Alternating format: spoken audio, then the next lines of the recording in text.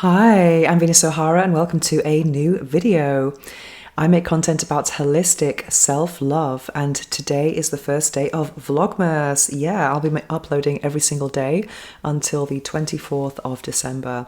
But my videos will not be about Christmas. I'm not really much of I don't have a festive spirit. And yes, if you're looking for a non-Christmas content, this is the place for you. Today's video is going to be about my unpopular opinions about body positivity. And I'm a bit nervous about making this video because I am a people pleaser and I don't like to make content that's going to be divisive or to provoke negativity or negative reactions in people. However, this is something I do feel quite strongly about. And I did allude to in previous videos that I would make this video one day, and people were really asking me about it and were curious to know my opinions on this topic of body positivity. So what is body positivity? I think body positivity, when I hear those words, I think of diversity, celebrations of all body types, which can be a good thing because in society we do see all body types, and I think certain people want to see themselves represented in advertising and beauty standards, etc. I think that's wonderful, and I think it's good to kind of break out of these unattainable beauty standards. So it's good to have representation of what we see in society when we look at magazines, etc. What I don't agree with is glorifying or celebrating unhealthy habits. That's something that I don't agree with because I think that's irresponsible. But by saying that doesn't mean to say that someone who's skinny is healthy and someone who's has a few extra pounds is unhealthy. You don't always know what's happening inside the skinny person's body because maybe there could be a lot of orthorexia, which is someone who gets obsessed with clean eating, or maybe excessive dieting, etc. And that's never a good thing. I think it's really sad that we don't learn about nutrition when we're at school. I mean, two things that I think we should be learning at school. One is financial education, not just doing maths about the value of pi and tangents, all of these things that we don't really need to know. We should be learning about things that are relevant to our adult lives. And the same goes for nutrition, how to make a healthy meal. What is a healthy meal? What should we be eating every day? Things like that. I think that's super important. And these are things that I have learned as an adult just from having curiosity. And it's incredible for me. I can't believe that people don't have curiosity about what they're putting into their bodies. Whenever I buy something new, I always Google it and watch videos to try and find out what it has. I'm very, very, very curious. And I'm someone who had a very bad relationship with food when I was growing up. I would only eat potatoes and beans and white bread and syrup, golden syrup. So obviously my parents were going crazy at me and they didn't really know what to do with me. But I was just food was a very uncomfortable topic for me. And I think maybe if I look into it psychologically, is probably the only way that I could control what was happening in my body, because I felt out of control with many things in my life when I was growing up. But when I discovered pizza, that opened the door to vegetables for me, because I realized that you can enjoy this warm, crusty bread, melted cheese, and then just throw on any vegetable on there and it would still taste good. So that kind of was a great gateway for me to start enjoying vegetables. And I remember in 2016, I was at my skinniest time ever. And it was so great that I could eat whatever I wanted. And I just was about 52 kilos, which is a bit skinny for my frame. And even people were telling me, are you okay? And I even lost my ass, which is a part of my body that I do like, and my boobs. I was about 34A, if you understand bra sizes. Now I'm 34D. I'm not sure how that happened, but it was a time of my life when I could eat whatever I wanted. If I was working a lot, I would just get a frozen pizza in the evening, just out of laziness.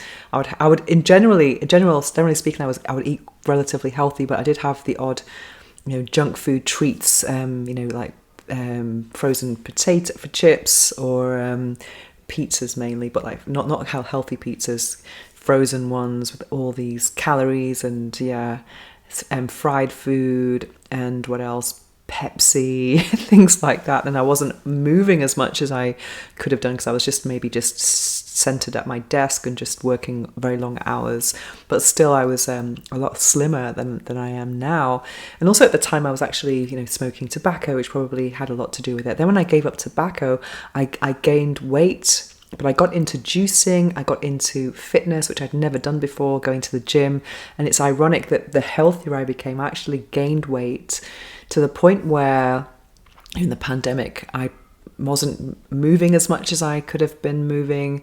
I got anemia, I got COVID and pneumonia, so that meant I had to start eating a bit more to get to get the nutrients that I needed, and that meant I actually gained quite a lot of weight. And when in the pandemic, I think a lot of people were in hoodies and sweatpants like I was.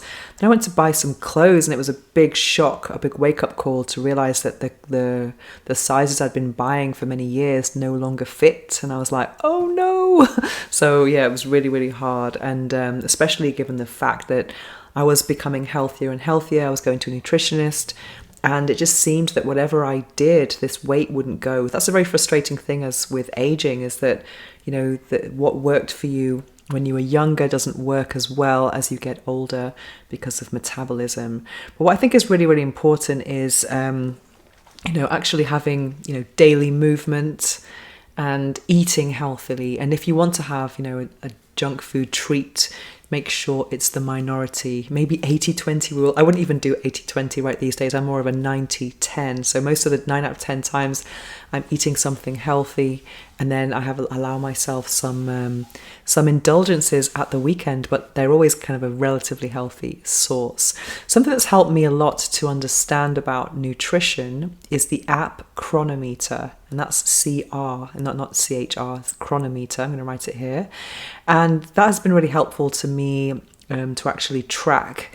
Not really calories, but tracking, macros and vitamins and minerals and things like that. So once I put in what I've had for breakfast and lunch, then I can see these graphs to kind of see what nutrients are missing, so I can kind of decide on my evening meal to actually make up those differences. So if I see something like vitamin E is low, then I'll think, oh, what can I have for vitamin E?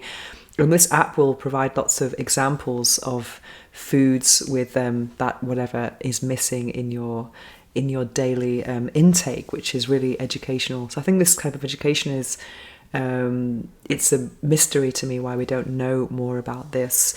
And also I think in terms of the the different body sizes, etc., I think it's wonderful that people feel confident in their bodies no matter what your body is like. I think self-acceptance is definitely part of self-love. It's a very important part.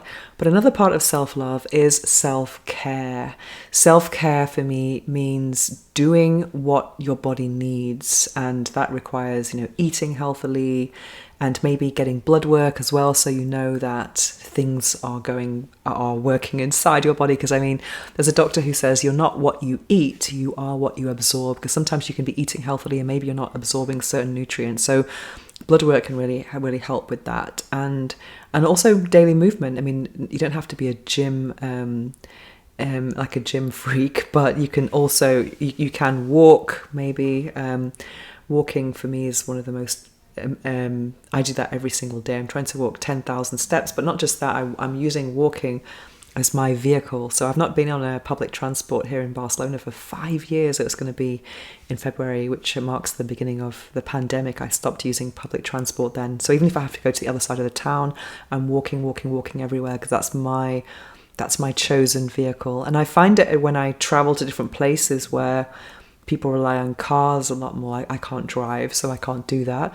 And then sometimes there are places in the world that don't have good pavements, or sidewalk as you call it in the US, so it makes walking very difficult. And sometimes people have this culture, depending on where they live, where they just jump in their car and go somewhere, and you miss out on the valuable exercise. I think walking is kind of like a meditation as well. But what I don't understand about the kind of this culture of celebrating not caring about myself, having unhealthy habits which are celebrated, it's like saying I don't care And I don't care that I don't care, if that makes any sense.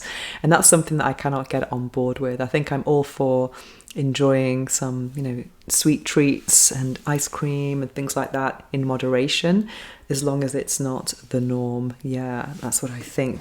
Let me see what else I've got on here, which might be part of my message. Yeah, so for me, I mean, if I'm honest, I would like to lose about 5 kilos. And I have tried at various times to kind of get more disciplined with that. But at the end of the day, I just think I'm going to relax. I'm going to dance at the weekends. I do salsa every weekend. I walk every day. I go to the gym once or twice a week to do kind of more weights and different workouts. But my daily movement is quite good, and I'm not eating too many calories. Everything I eat or I'm preparing is at home. I'm always curious about learning new vegan dishes. So that's about it for me, and that's kind of good enough for me. And just embracing my natural body and not feeling like I have to fit into different standards. I think it's really sad when we see this normalization of surgery, plastic surgery. I'm going to make another video about that as well, about my honest opinion on plastic surgery. I think I know people who do lots of plastic surgery, but I think at the end of the day, you cannot escape, just healthy habits every day. Yeah, so that's what I think. But that said, I think we should always love ourselves, accept ourselves, and show ourselves many give ourselves lots of love, self-love practices, self-care, eat well, move, be kind, and have some time to caress and also enjoy pleasure. Things like having a massage, going to a spa, to actually enjoy the sensations that your body can provide as well. That's a big part of self-love and self-acceptance.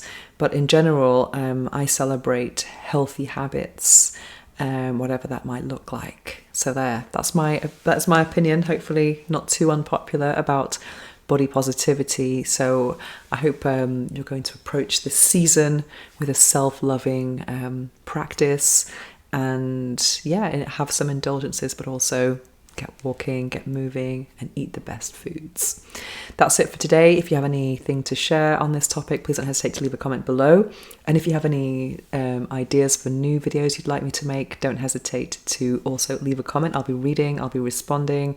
And if you would like to check out my free life upgrade meditation, I'll be leaving a link to that below, and that it has 100 powerful affirmations that represent 12 areas of the life wheel. I'm also giving away some mentorship coaching services. It's called Let's Talk, and I am offering this service in a variety of different topics that I speak about on here. So I can speak about topics related to sexual wellness, self-love, veganism, life in Barcelona, or I can also just hold space for whatever you want to speak about within reason. Okay, anyway, check it out. The link is in the description below if you'd like to book a call with me, and I'll be back tomorrow with some more Vlogmas. Thanks for watching. Mwah.